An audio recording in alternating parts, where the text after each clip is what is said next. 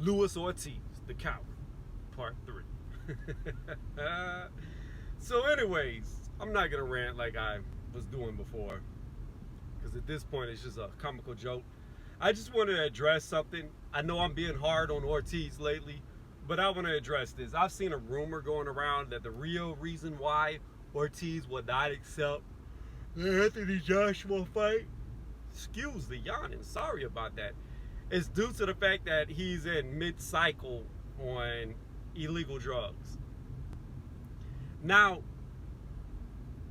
I'm not saying Luis Ortiz is not on anything illegal. I'm not saying that. I'm not saying that any professional athlete at that level is not on anything illegal. My mindset is most, 98%, are all taking some type of illegal PED outside of training. Outside of fights. Most of them. But for people to actually come up with this narrative that he's on steroids, he's in the middle of his cycle, and all this is bullshit. That's bullshit. Y'all should not put that on that man like that. He never got popped for steroids in the first place. He got popped for shit that helps your endurance. And he does have a bad heart, I believe it is. He's got a heart condition. So, it's not like Luis Ortiz is walking around here looking like Shannon Briggs. Shannon Briggs, everybody knew was popping steroids. It's just, I don't think anybody thought that it would take so long for Shannon Briggs to get caught. Let's go, champ! I like that. I love Shannon Briggs, but come on, you could tell he was on steroids at his age, at his size, and how ripped he was. Like, a prime example of a guy on steroids who's dependent on steroids their whole entire life would be like Lucas Brown. Look at how Lucas Brown went from looking like a bodybuilder, being caught on steroids, then when he fought Dillian White looking like some fat bum. Like, he looked like a taxi cab driver. Why? Because he's taken this shit for so long, his body is dependent on it. I just put up another video, or a video's coming up soon about supplements I just bought. You cannot take shit not natural to your body for too long, or your body will depend on it. And once you come off that shit, you're done for life. You're done.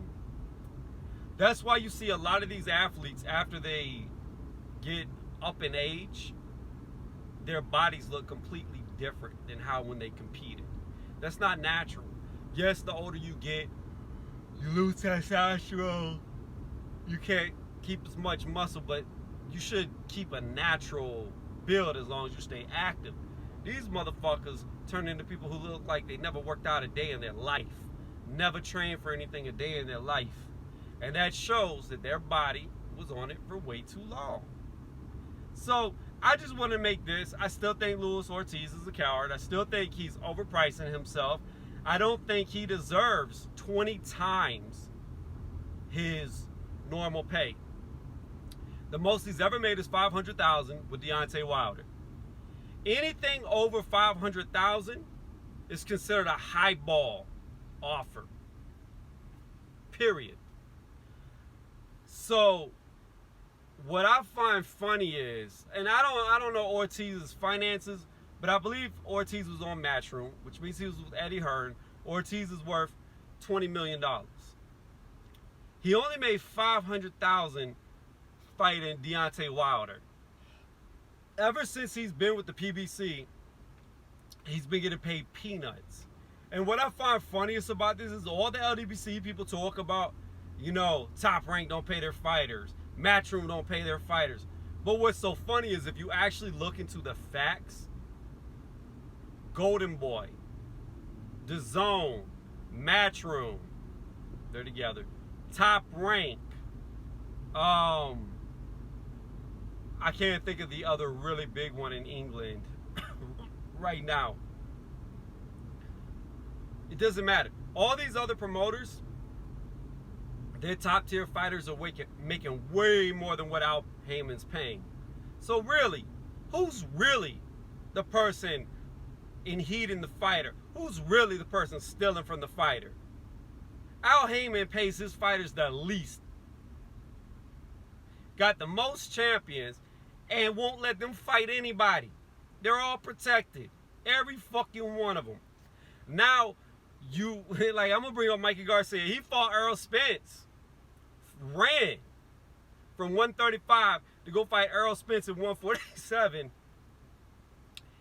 and he's gonna fucking vacate his 135 position to avoid Lomachenko to move up to 140. Hilarious. But back to the point of this, Luis Ortiz, I do not believe he's on steroids. I think this rumor needs to stop. It's ridiculous. If you want to call him a coward, call him a coward. You want to say he's overpricing himself to get out the fight, which I believe he is, then say that. But don't say this man is mid-cycle. Because until he's caught doing the shit, he doesn't deserve the big baby treatment. That's all.